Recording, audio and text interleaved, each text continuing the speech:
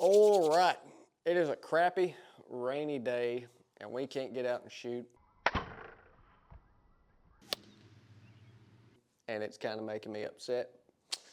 So we got an in-shop video to do today, and I wanted to kind of talk about Chris B done a video where he said anchor points don't matter, and he's 100% right. At longer distance, what you're going to realize is from 20 to 100 yards, your anchor point's going to change. One thing that he said was as long as you can get the peep sight lined up with scope housing, you can shoot anybody's bow, and that's right. I can shoot anybody's bow. You can too, whether the draw length is too short, too long. As long as you can get the peep sight lined up with the scope housing, that is all that matters, and you should hit relatively close to the center. But I kind of wanted to touch base on that and kind of add a couple things to that, especially with sights and peep sights. So we got two things that I want to talk about, especially to help you out with long range accuracy, so let's dive into it. So whenever you're wanting to shoot long range, a lot of people, the biggest thing is they think they want to get that scope as far out, that sight housing and the sight itself as far out as possible, because they think, you know, the longer that a rifle barrel is, the more accurate it is. But it's not that way with a sight. So what ends up happening is whenever you put your sight as far out as possible, if you end up torquing that bow any at all, it's just going to amplify it. So your impacts are going to be greater, you know, from 20 yards out to 100 if you run that sight housing out. Because when you torque it, if I run this sight all the way in, and if I end up messing up and torquing the bow, it's not going to hurt it as bad as if I had that sight all the way out to here.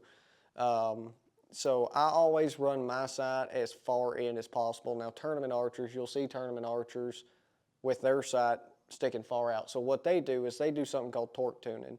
And torque tuning, what you do is you're moving your rest and your sight in and out comparison to each other, and actually intentionally torquing the bow right or left and shooting at distance at a line, and you're moving your sight in and out, and you're grouping and seeing there's going to be a happy medium that whenever you shoot, that it doesn't matter which way you torque the bow, it's going to hit in the center.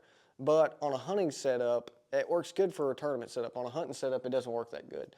It's really hard to torque tune a hunting setup, especially with QAD. If you had a Hampski, you could torque tune a Hampski.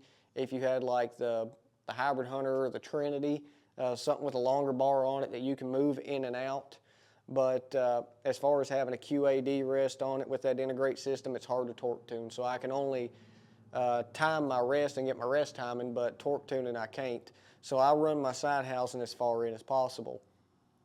And to go in with that, that's the second thing, is that everybody thinks that the smaller the peep sight, the more accurate you're going to be, and that's not necessarily, you know, right. So if you want to make your peep sight the same size as the ring on the inside of your scope housing. And I know this is elementary stuff, and there's a lot of people that think, well, I already know this. Well, if you, in a hunting situation, have a smaller peep sight, you know, deer come out in the last hour to 30 minutes of light. So if the smaller the peep sight that you go, the less light that you're going to have come back to your eyes, which is going to be a little bit harder for you to see. So it's going to make it look darker outside. So the bigger the peep sight you have, the more light that you let in, the more you can see. Now, I do not want a peep sight that's going to be absolutely, you know, where I can see my whole entire scope housing in here. My peep sight that I run with this scope housing is like a 5/30 seconds. That always has seemed to be, with me running my sight in, a 5/30 seconds has always seemed to be about perfect. And what I do is I run it up on the inside of this scope housing here, and I just want to barely be able to see any white on this or no white at all. I want it to just block it out. So that way whenever I anchor, I can see if I'm ending up torquing that bow or if I'm moving my face or anything.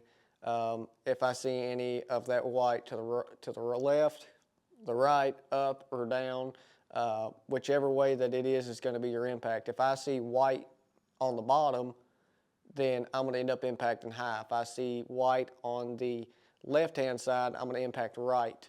If I see it on top, I'm going to impact low. If I see it on the right-hand side, I'm going to impact left. So you always want to be able to get a peep sight that goes around and covers everything, especially whenever you're shooting long distance, because whenever you shoot long distance, it's going to amplify it. So if you're wanting to go out and shoot the TAC challenge this year, go out there and shoot for the truck at 111 yards. These are things that you're going to have to take into consideration that's going to help your accuracy. Run that sight housing in.